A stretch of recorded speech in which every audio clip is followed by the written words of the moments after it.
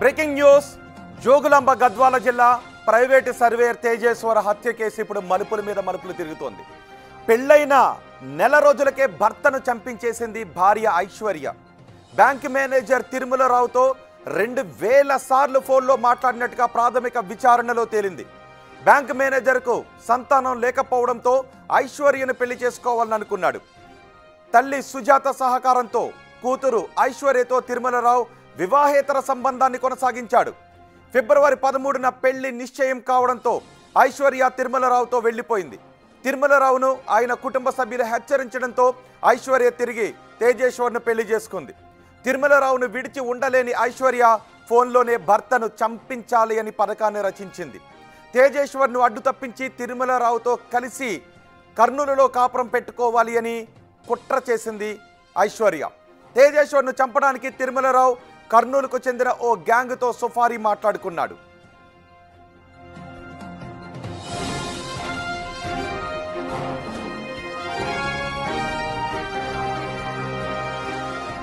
Plan ప్రకారం ఈ నెల 17వ తారీఖున భూమి సర్వే చేయాలి అంటూ గుర్తు తెలియని వ్యక్తులు తేజేశ్వర్ను బయటకు తీసుకువెళ్లారు.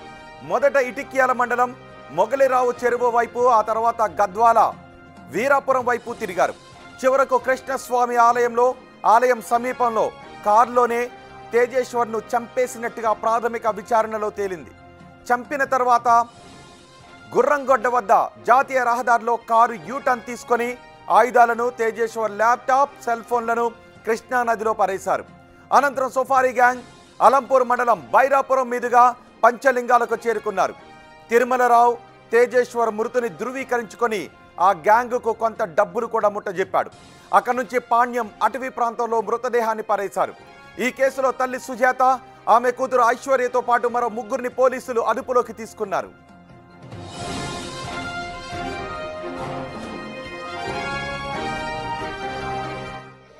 ఆ అమ్మమ్మ మేము చేసిన తిండి తినకుంటుండే, బయట నుండి తెప్పించుకొని తింటుండే వాళ్ళతోన. మా ఇంట్లో నెల రోజులు ఉంది అంటే తినలేదు. వాళ్ళు వచ్చి చేస్తే మళ్ళీ తింటుండే, కానీ మేము చేస్తే తినకుంటుండే. ఆయమ్మ వచ్చిందంట కానీ మేము గుర్తుపట్టలేము అబ్బాయిని వచ్చిందంట. భార్య భర్తలు ఇద్దరు వచ్చిందని అంటున్నారు. అన్నంగా ఇన్నా నేను, కానీ ఇంకా గుర్తుపట్టలే. ఆ మంది ఓల మంది ఎక్కువ ఉండరు. మా ఆడపిల్ల నన్ను దొరకపోయింది. 2 అత్యంతలు వేసొత్తురా, నీ కొడుకుకి నువ్వు వేయవా అని తండ్రిని ఆటో తీసుకొని నన్ను తోలుకొని పోయిండు. ఇద్దరు ఈ అమ్మని తొలకపోయింది. 2 అత్యంతలు వేసొత్తురా అమ్మ నువ్వు అని ఆటో తీసుకొని ఇంటికి వచ్చి తొలకపోయింది. నా కుటుంబంలే, నా పాలొల్లులే, నా అన్నదమ్ముళ్ళులే, ఎవరులే.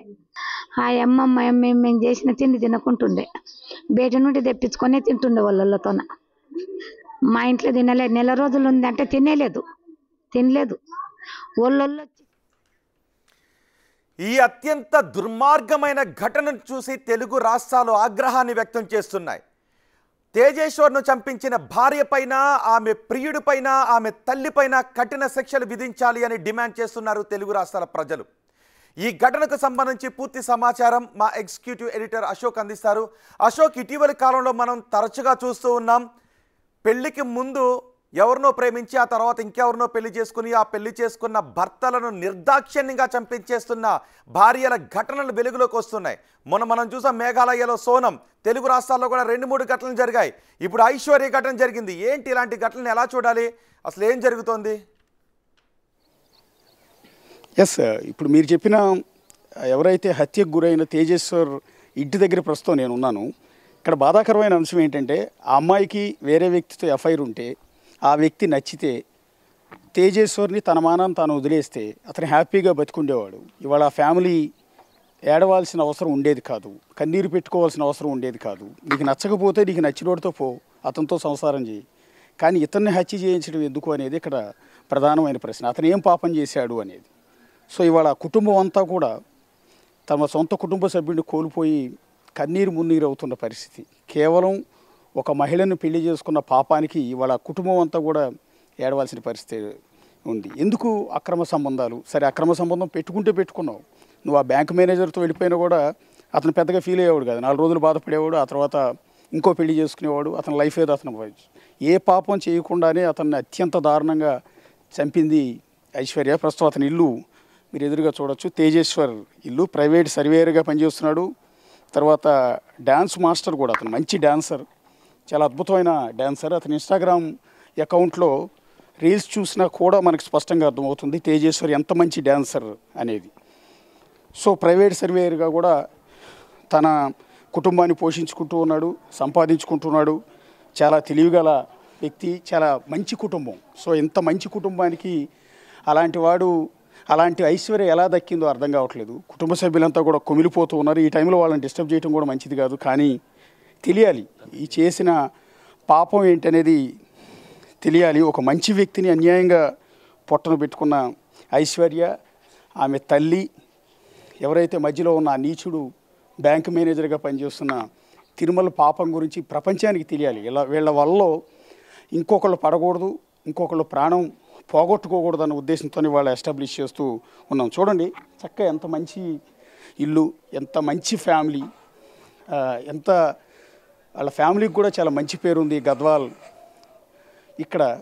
సో అలాంటి ఫ్యామిలీలోకి ఆమె ఎంటర్ అయింది, అతని ప్రాణం తీసింది. తండ్రి ఉన్నారు, పెద్దయిన చాలా బాధ వేస్తోంది. ఈ టైంలో మిమ్మల్ని మాట్లాడేసకూడదు, కానీ మీరు వద్దన్నారు కదా అసలు ఆ పెళ్ళి అమ్మాయితో? 100% వద్దన్నాం సార్, 100% వద్దన్నాం. వాడిని అక్కడ తీసుకుపోయేంత గోల్మాల్ చేసిండు మేనమామ. తర్వాత ప్లస్ ఆ పిల్ల వాడిని గోల్మాల్ చేసేసిండు. గోల్మాల్ చేసేసి వాళ్ళు ఫిక్స్ చేసేసి ఇది చేసిండు సార్. వద్దన్నాం. మళ్ళీ వాడే అన్నాడు సార్, ఇంటి మీదకి ఎగబడి కొట్టిపోతారన్నా రౌడీయాలు వాళ్ళనైనా, వద్దు మనకు శాత కాదు, నీ శాత కాదు, కాళ్ళు ఎరిగింది అట్లా ఇట్లా అని చెప్పి వాడు కూడా చెప్తే కూడా సరే నైనా మంచిది, వేరే సంబంధం చూసి పెళ్లి చేసుకున్నాం అని అన్నాం. ఆఖరికి మన ప్రాణమే తీసిరు సార్. ఆమె వాళ్ళకి కన్సల్ట్ ఉండేటివన్నీ ఇప్పుడు బయట పడుతున్నాయి, మాకు తెలియదు సార్. నేను కలెక్టరేట్ 40 సంవత్సరాలు పనిచేస్తే కానీ ఇటువంటి కేసులు మాత్రం నేను చూడలేదు సార్. మహబూబ్నగర్లో పనిచేస్తే, ఇక్కడ పనిచేస్తే ఇంత అన్యాయంగా మాత్రం చేయలేదు సార్. అంటే పెద్ద ఫిబ్రవరిలో మొదట అమ్మాయితో ఎంగేజ్మెంట్ అయింది, పెళ్లి ముహూర్తం కూడా రెడీ చేశారు. ఆ టైంలో అమ్మాయి వెళ్ళిపోయింది కదా అతనితో? ఆ టైంలో అమ్మాయి నాకు పెళ్ళి అవసరం లేదని చెప్పి తన దగ్గర ఉన్న స్కూటీ తీసుకొని చెన్నై ట్రైన్కి వేసుకొని రిజర్వేషన్ దానిలో వేసుకొని స్కూటీ తీసుకొని చక్కగా చెన్నైకి వెళ్ళిపోయింది. వెళ్ళిపోయిన తర్వాత కొన్ని రోజులైన తర్వాత మళ్ళా స్కూటీ తీసుకొని మళ్ళీ వచ్చింది. వచ్చిన తర్వాత మెల్లగా వీడిని లింకప్ చేసింది. లింకప్ చేసిన తర్వాత ఏమైంది, ఏమైనా మళ్ళీ ఆమెతో లింకప్ చేసిన పరిస్థితి ఇది కదా అని అంటే నైనా తండ్రి లేనిది, వెనుక ముందు ఆధారం లేనిది, మన ఇంటికన్నా వస్తే ఏదో ఇంత మంచి నీకు సేవ చేసి ఇంత అన్నం చేసి అమ్మకు సహకారం చేసుకుంటూ ఉంటుందని చెప్పి ఈ విధానం అనుకుంటే కానీ మా కుత్కలకి కత్తి పెట్టింది. చూడండి తండ్రి, ఆమె చేసిన పాపానికి తండ్రి కుమిలిపోతూ ఉన్నారు. కొడుకును కోల్పోయిన తండ్రి, అంటే తనకి తలగొరువు పెట్టాల్సిన కొడుక్కి తాను తలగొరువు పెట్టాల్సి వచ్చింది. అది కూడా ఒక ఆడదాని వల్ల. ఒక దుర్మార్గమైన లేడీ ఎందుకు జీవితాలతో ఆటలాడుకుంటారో కూడా అర్థం కాదు. ఇప్పుడు తేజేశ్వర్ ఏం పాపం చేశాడు? సో నీకు నచ్చలేదనుకోండి, వదిలేసేయి, విడాకులు తీసుకో, నీకు నచ్చినోడితోనే వెళ్ళిపో. కానీ ఎందుకు అతని జీవితంలోకి ఎంటర్ అవ్వటం, ఎందుకు అతను వెంటాడటం? ఒకసారి పెళ్లి సంబంధం ఎంగేజ్మెంట్ అయింది, క్యాన్సిల్ అయింది, ముహూర్తం కూడా క్యాన్సిల్ చేశారు, అమ్మాయి వెళ్ళిపోయింది, మళ్ళీ వచ్చింది, మళ్ళీ పెళ్లి చేసుకుంటానని బతిమాలింది ఈ కుటుంబాన్ని. ఇప్పుడు ఈ తండ్రికి తీరని గుండె కోత కదా. కొడుకుని తెచ్చేవగలరు ఎవరన్నా? ఎందుకు ఇంత పాపానికి కొడిగట్టిందో అర్థం కావట్లేదు. ఇప్పటికైనా పోనీ పెళ్లి చేసుకున్న తర్వాత అయినా నీకు అతను నచ్చలేదు అనుకుంటే, నీ మానాన్ని నువ్వు పోయింటే తేజేశ్వరి వాళ్ళ ఫ్యామిలీతో హ్యాపీగా ఉండేవాడు కదా సార్. ఆమె పోతానంటే కూడా మంచిదమ్మ, పోయిరా తల్లి, మాకేం అవసరం లేదు, పోయిరా, మాకేం అవసరం లేదు, నీ కట్నం వద్దు, మేము కట్నం అడగలేదు, నేను ఇంతవరకు కట్నం లేదు, మామయ్య అని మా దగ్గర అన్నావు కదా, కట్నంతో మాకు అవసరమే లేదమ్మా, నీవు దారి పట్టుకొని నువ్వు అని కూడా అని చెప్తుంటాం సార్. అది చెప్పాక ఇది చెప్పాక మొత్తం అక్కడనే మొత్తం మీటింగ్లు సార్, ఫోన్లు చేసేది, పిలిపించేది, అక్కడ మాట్లాడేది, అక్కడి నుంచి అట్లే ఇది చేసేది. అంటే మీ అబ్బాయి మిస్ అయిన తర్వాత అండి, అంటే మీ అబ్బాయి రాలేదు ఇంటికి రాని తర్వాత అమ్మాయి ఏం చేసిందండి? అంటే మీతో పాటు అతన్ని వెతకటం, పోలీస్ స్టేషన్కి రావటం అన్నీ చేసేదా? లేదు, ఇక్కడనే రూమ్లే ఉంటుంది, రూమ్లే ఉంటుండే. అంటే అబ్బాయి కనపడలేదు కదా, దాదాపు ఒక 5-6 రోజులు కనిపించలేదు కదా, 5-6 రోజులు ఆవిడ ఏం చేసిందండి? ఇంట్లోనే ఉంది, ఇంట్లోనే ఉన్నాడు. అంటే మీ ముందు కనీసం బాధపడేదో, భర్త కనిపించలేదు అన్న బాధతో ఏమైనా కనిపించేదా? అదే కనపడలా మాకంత, భర్త కనపడలేదు, బూలు లేచి ఆయన భర్త కనపడతలేడని చెప్పి మాత్రం బూలు మాత్రం కనపడలేదు, అది మాత్రం రాలేదు సార్. తండ్రి తేజేశ్వర్ తండ్రి ప్రస్తుతం మనతో మాట్లాడుతున్నది. సో ఇది తేజేశ్వర్ ఇల్లు. ప్రస్తుతం కుటుంబ సభ్యులందరూ కూడా వచ్చి పరామర్శిస్తూ ఉన్నారు. సో ఆ కుటుంబాన్ని ఓదార్చే ప్రయత్నం చేస్తూ ఉన్నారు. సో చనిపోయిన తేజేశ్వరుని అయితే తేలేరు, కానీ కనీసం ఆ కుటుంబానికి అండగా ఉంటామని వాళ్ళందరూ చెప్పే ప్రయత్నం చేస్తున్నారు. ఎంత ఓదార్చినా తేజేశ్వరుని అయితే వెనక్కి తీసుకురాలేదు. ఈ కుటుంబానికి జరిగిన అన్యాయాన్ని ఎవ్వరూ కూడా బ్యాలెన్స్ చేయలేరు, అంతటి దారుణం అప్పుడు మేఘాలయలో చూసాము, ఇప్పుడు తేజేశ్వర్ ఫ్యామిలీలో చూస్తూ ఉన్నాము. ఒక్కసారి లోపలికి వెళ్దాం. ఫ్యామిలీ మెంబర్స్ అంతా కూడా ఇక్కడ ఉన్నారు. ఇది అసలు నిజానికి సందర్భం కాదు, మనం మాట్లాడించడం కూడా సందర్భం కాదు. ఎందుకంటే తీరని బాధలో ఉన్నారు. బిడ్డను కోల్పోయి తల్లి, తమ్ముడిని కోల్పోయి అన్నను కోల్పోయి చెల్లెలు, పూర్తిగా శోకసుందరంలో ఉంది ఆ ఫ్యామిలీ అంతా కూడా. ఈ టైంలో వాళ్ళని మాట్లాడించడం కూడా చాలా తప్పే, కానీ తెలియాలి ఆమె చేసిన పాపం ప్రపంచానికి తెలియాలి. ఇంకొకళ్ళు ఆమె చేతిలో బలి కాకూడదు. చూడండి ఎంత మంచి ఫ్యామిలీ, చూడండి ఎంత మంచి ఇల్లు. సర్వేయర్గా పనిచేస్తున్న తేజేశ్వర్ ఇల్లు చూడండి ఎంత నీట్గా కట్టుకున్నారో. పాపం ఒక మంచి జీవితాన్ని ఊహించుకున్నారు, వాళ్ళు హ్యాపీగా బతుకుతున్నారు. సో ఇంటీరియర్ వర్క్ అంతా కూడా తేజేశ్వరే చేయించుకున్నాడని చెప్తూ ఉన్నారు. సో ఇంత మంచి ఫ్యామిలీ. తర్వాత అతని ఇన్స్టా రీల్స్లో అతని డ్యాన్సులు చూసినా కూడా మీకు అర్థమవుతుంది. అంటే డ్యాన్స్ అంటే అతనికి ఎంత ఇష్టం అనేది, అతని బాడీ మూమెంట్స్ కావచ్చు, అది కావచ్చు. బహుశా అన్నీ కలిసి వస్తే సినిమా ఇండస్ట్రీలో కూడా వెళ్ళిపోయేవాడేమో, ఎందుకంటే అతని డ్యాన్స్ మూమెంట్ చూస్తుంటే అంత పర్ఫెక్ట్గా ఉన్నాడు తేజేశ్వర్. సో వాళ్ళ అన్న చూడొచ్చు, ఆయన డిటో తేజేశ్వర్ ఎలా ఉన్నారో వాళ్ళ బ్రదర్ కూడా డిటో, పోలికలు ఒకే మాదిరిగా ఉన్నారు. ఇద్దరు కవల పిల్లల మాదిరిగా మనకు కనిపిస్తూ ఉన్నారు. ట్విన్సే అది బేసిక్గా, వాళ్ళిద్దరు కూడా ట్విన్స్ యాక్చువల్లీ. అందుకని తేజేశ్వర్ ఎలా ఉన్నారో వాళ్ళ అన్నయ్య కూడా డిటో అలాగే ఉన్నారు. మనం ఒకసారి చూడొచ్చు. ఒకసారి వాళ్ళ చెల్లితో మాట్లాడదాం. అక్క మీరు మమ్మల్ని క్షమించాలి, ఈ టైంలో మిమ్మల్ని మళ్ళీ ఏడిపించాలనో లేకపోతే ఇంకోటనో కాదు. ఒక దుర్మార్గం ఇవాళ చనిపోయిన తేజేశ్వర్ మీ తమ్ముడని కాదు, మా మనిషి అనుకుని మేము బాధపడుతూ ఉన్నాం. ఇలా చాలామంది బలైపోతున్నారమ్మా. ఇవాళ పెళ్లి పేరుతో పెళ్లి చేసుకోవటం, ఆ తర్వాత ఎవరినో ప్రేమించి వాడితో వెళ్ళిపోవటం, ఇతన్ని చంపేయటం. అసలు ఎందుకు చంపింది అనుకుంటున్నారమ్మా మీరు? సార్ మా తమ్ముడు చాలా మంచి వ్యక్తి, మంచికి మారుపేరు. తన బుద్ధి తెలిసినప్పుడు తను సర్వేర్గా నేర్చుకొని సర్వే చేసినప్పటి నుంచి మా అమ్మ నాయనకు చేతు ఇచ్చిందే కానీ ఎవరికి చేతి చాచిన చేతు కాదు. నాకు కానీ మా తమ్ముళ్ళ మా అమ్మ నాన్నకు కానీ ఇంటికి ఎవరు వచ్చినా సరే అంత బుద్ధిమంతుడు సార్. డిసిప్లిన్కి మారిపోయారు వాడు. డ్యాన్స్ చేసి dance master, dance fans following కూడా ఫుల్ సార్. మైకేల్ జాక్సన్ చేసిన స్టెప్స్ చేస్తుండే సార్. ఎంత అద్భుతంగా డ్యాన్స్ చేస్తాడు. డ్యాన్స్ బేబీ డ్యాన్స్లో కూడా పార్టిసిపేట్ చేసిండు తను టీనేజ్లో ఉన్నప్పుడు. ఎంత మంచి వ్యక్తి సార్. ఇటువంటి అమ్మాయికి బలైపోయిండు. మాకు అసలు మా తమ్ముడు ఎందువలన ఇట్లా ఇదైపోయిండు అనేది అర్థమవుతుంది. అమ్మాయికి ఉల్టా ఎదురు అన్నీ బంగారు చేను, పుసలు తాడు, పుస్తె బొట్లు అన్నీ చేయించి మరి పెళ్లి ఖర్చు అంతా వీడు భరించుకు చేతిలోనే చనిపోయిండు సార్. అమ్మాయి మంచిది కాదని చెప్తే కూడా వినక ఫస్ట్ పెళ్ళి ఇది పెద్దలు కుదిర్చిన పెళ్ళి అయింది. అయితే అమ్మాయి ఎంగేజ్మెంట్ అయిపోయినాక వెళ్ళిపోయింది సార్. వారం రోజులు వెళ్ళిపోయిన తర్వాత మళ్ళీ మేము మనసు మార్చుకున్నాం, వేరే సంబంధం చూసుకున్నామని మా తమ్ముడు కూడా మనసు మార్చుకున్నాడు. మార్చుకున్న తర్వాత ఇంకో సంబంధం చూద్దామనే టైంలో మళ్ళీ అమ్మాయి కాంటాక్ట్ చేసింది మా తమ్ముని. నేను మా అమ్మకు భారం కాకూడదని కొంచెం ఆర్థిక ఇబ్బందుల వల్ల మా అమ్మ టార్చర్ పెడుతుంటే నేను వెళ్ళిపోయినా, మా అమ్మాయికి భారం కాకూడదని వెళ్ళిపోయినా, కానీ నువ్వంటే నాకు ఇష్టం, నీ మీద అలిగిపోలేదు నేను అని మా తమ్మునికి ఫోన్ చేసి చెప్పింది. నువ్వు అంటే ఇష్టం నాకు, నాకు కట్టుకున్న భర్త నీవు నేను మంచిగా ఉంటే చాలు, మనకు ఎవ్వరొద్దు, మన ఇద్దరిని ఎవరైనా విడదీస్తే అంతకన్నా పాపం లేదు, అది ఇదని చెప్పింది సార్. చెప్తే మా తమ్ముడు అరే ఇంత ఇష్టపడుతుంది కదా ఈ పిల్ల, నేను తండ్రి లేని బిడ్డను, మా అన్న కూడా చనిపోయిండు, ఆమె వాళ్ళ అన్న 2 నెలల కింద చనిపోయిండు అన్నట్టు అమ్మాయికి. చనిపోయినంటే అరే పాపం ఒక ఆడపిల్ల కదా నన్ను ఇంత ఇష్టపడుతుంది కదా అని మంచితనానికి పోయి తన జీవితాన్ని పాడు చేసుకున్నట్టుంది సార్. అమ్మాయి పెళ్లి చేసుకున్నాక కూడా మేము అన్నాం ఆల్రెడీ, అరే వారం రోజులు వెళ్ళిపోయిన పిల్లని ఎందుకు పెళ్లి చేసుకుంటావు తేజ, వద్దు అమ్మాయి మంచిది కాదంటే, లేదక్క అమ్మాయి ఇలా మాట్లాడిందని అతను నాకు కాల్ రికార్డ్స్ చేసుకునేటివన్నీ వినిపించినాడు ఇంట్లో అందరికి, పేరెంట్స్కి, అత్త వాళ్ళకు. అందరు అత్త వాళ్ళు ఇదే ఊర్లో ఉంటారు, మీ అన్నత్తలు 3 ఉన్నారు, ఇక్కడే ఉంటారు అత్త వాళ్ళు. అందరం మేము కలిసిమెలిసి ఉంటాం సార్. మా ఇంట్లో గొడవలు కొట్లాటలు అనేవి ఉండవు. మాకు కలిసిమెలిసి ఉండడం తప్పితే గొడవలు కొట్లాట మా అమ్మ నాన్నకు కానీ మా ఇంట్లో కానీ మాకు శత్రువులు అంటూలే లేరు సార్. మా తమ్ముడు ఒక పెళ్లి విషయంలోనే 1 నెల కూడా అవ్వలేదు సార్.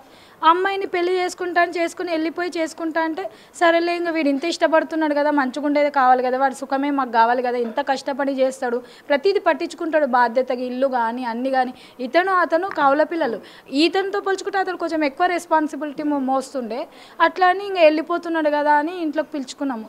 మా తమ్ముళ్ళు 2 బంగారం సార్. ఏమన్నా అంటే అండి ఇక్కడ అందరికి వచ్చే డౌట్ ఏంటంటే, ఒకసారి అమ్మాయి వెళ్ళిపోయింది, పెళ్ళి ఫిక్స్ చేశారు, ఫిబ్రవరి నెలలోనే పెళ్ళి అవ్వాల్సింది. ఆ అమ్మాయి కరెక్ట్గా పెళ్ళికి ముందు 3 రోజుల ముందు వెళ్ళిపోయింది, 5 రోజుల ముందు వెళ్ళిపోయిన అమ్మాయి మళ్ళీ రిటర్న్ వచ్చింది. రిటర్న్ వచ్చిన తర్వాత ఇతను ఎందుకు యాక్సెప్ట్ చేశాడు? అతను ఆల్రెడీ బ్యాంక్ మేనేజర్తో ఎఫ్ఐఆర్ ఉన్న విషయం మీకు ఎవరికి ఐడియా లేదా?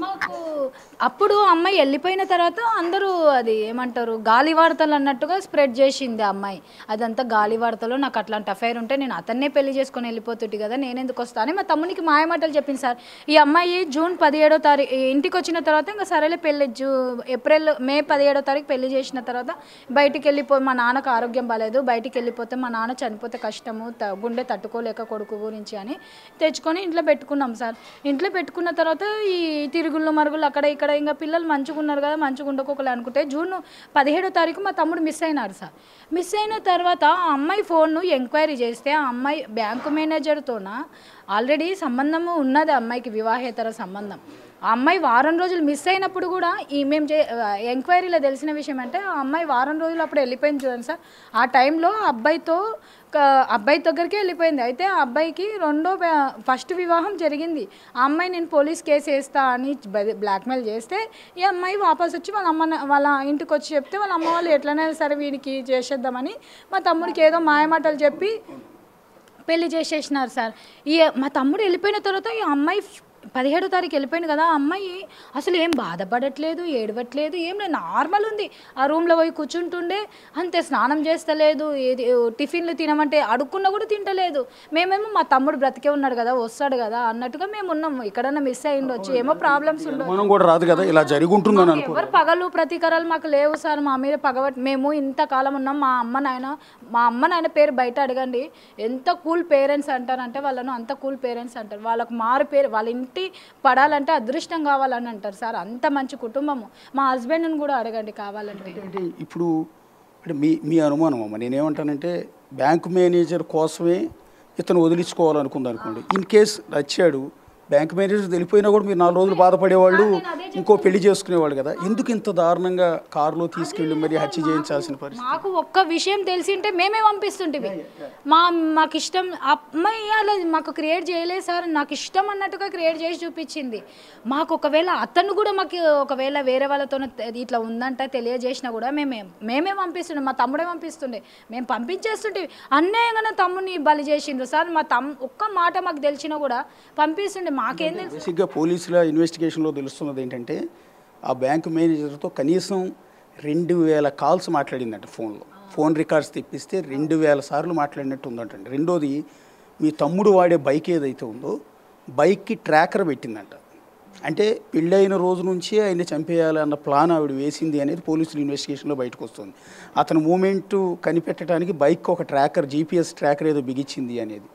అంటే చాలాసార్లు స్కెచ్ చేశారు కానీ వర్కౌట్ కాలేదు. చివరికి కర్నూలులో ల్యాండ్ కొంటానని ఆ రోజు కారులో ఎక్కించుకెళ్ళింది, వర్కౌట్ అయింది అని అంటూ ఉన్నారు. సో ఈలోపు ఈ నెల రోజుల కాపురంలో ఆమె బిహేవియర్ మీద మీకు అనుమానం రాలేదా?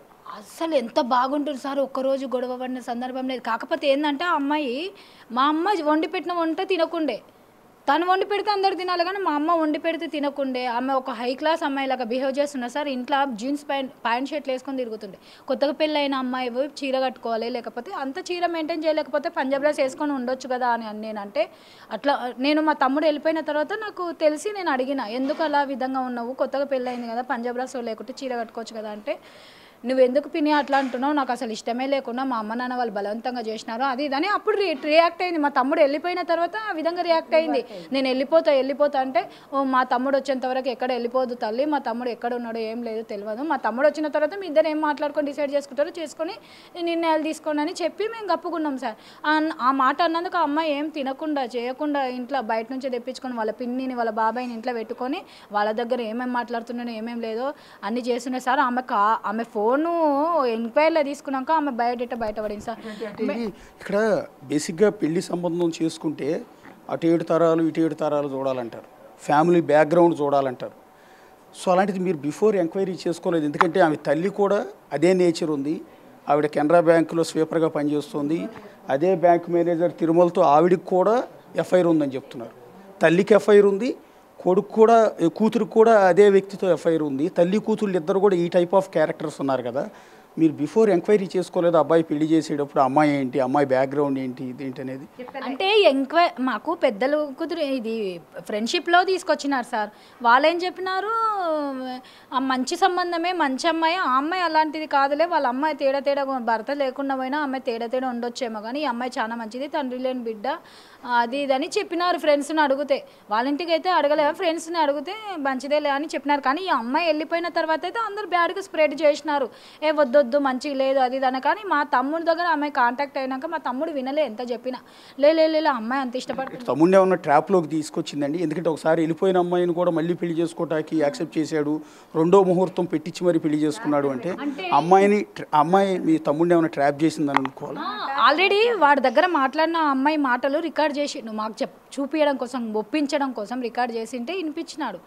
ఎంత ఇదిగా మాట్లాడింది, నువ్వంటే నాకు ఇష్టం, నువ్వు లేకుండా నేను ఉండలేను, మా అమ్మ భారము మా అమ్మ. ఉన్నాయండి ఆ ఫోన్ రికార్డ్స్ ఉన్నాయి, ఒకసారి ఏమైనా ప్లే చేయొచ్చా? నా మొబైల్లో ఒకసారి. అమ్మ ఇప్పుడు ఇది ఇంత దారుణం జరిగింది, ఈ కన్న బిడ్డను కోల్పోయారు, ఇప్పుడు ఇంకొకళ్ళు బలి కాకూడదు ఇలాంటి వాళ్ళ చేతుల్లో, ఎలాంటి న్యాయం కోరుకుంటున్నారమ్మా ఈ టైంలో? ఇలాంటి న్యాయము బలిగా నా పిల్లగానిలాగా కాకూడదు, ఎవరికి ఇట్లా కాకూడదు, వాళ్ళకు కూడా శిక్ష బాగా వేయాలని నేను కోరుకుంటుండా. తల్లి కూతుళ్ళు ఇద్దరిని అంతే, తల్లి కూతుళ్ళే ఇది కారణము, వాళ్ళ కుటుంబ సభ్యులే చేసిండ్రు ఇది న్యాయం. నా పిల్లగాన్ని మోసం చేసిందే వాళ్ళ కుటుంబ సభ్యులు. అంటే కూతురే చేయించిందంటారా? తల్లి మీద కూడా మీకు అనుమానం ఉందా? తల్లి కూడా ఈ సహకారం చేసింది? సహకారం చేసింది తల్లి కూడా. తల్లి ఇష్టంతోనే పిల్ల ఇష్టంతోనే పెళ్ళి అయింది, అన్ని బయట వాళ్ళ ఇష్టంతోనే పెళ్లి జరిగింది. ఓలే బుక్ చేసుకున్నారు, మేము కూడా బుక్ చేసలేము. ఇప్పుడు మొదటిసారి అమ్మాయి వెళ్ళిపోయింది కదా, ఫిబ్రవరిలో పెళ్లి కావాల్సింది, ఆ టైంలో మీరు వద్దన్నారు కదా అమ్మాయిని, వద్దు మళ్ళీ రిటర్న్ వచ్చిన తర్వాత మేము వద్దన్న చెప్పకేటేసిన నేను గేటు, వద్దు బాబు మనకు ఆ అమ్మాయి వద్దు, పోయిన అమ్మాయి పోకోకో, నేను ఏరే సంబంధం చూస్తా అంటే మళ్ళా పాప ఏమనింది తెలుసా, మీ అమ్మనైనా లేకుంటే నువ్వు పెళ్లి చేసుకోలేవా, ఎదిరించి నన్ను, నీకు గుండెలు లేవా, ధైర్యం లేదా అని మాట్లాడుతుంది ఫోన్లో, పిల్లగాని ఫోన్లో. ఒక్కసారి బేసిక్గా చూశారు కదా, తల్లి తేజేశ్వర్ కవల సోదరు, అంటే ఇద్దరు కూడా ట్విన్స్, వీళ్ళిద్దరు సేమ్. తేజేశ్వర్ ఎలా ఉంటాడో వాళ్ళ బ్రదర్ కూడా డిటో అలాగే ఉంటారు. నేను వీడియోస్లో చూసిన వాళ్ళందరూ కూడా తేజేశ్వర్ని పెళ్లి వీడియోలో చూసి అతను ఒకేలా ఉన్నారు కదా అనుకున్నారు. ఎగ్జాక్ట్లీ వాళ్ళు ట్విన్స్. వాళ్ళు తల్లి ఇవాళ వాళ్ళు కోరుకునేది ఒక్కటే, పోయిన మళ్ళీ తేజేశ్వర్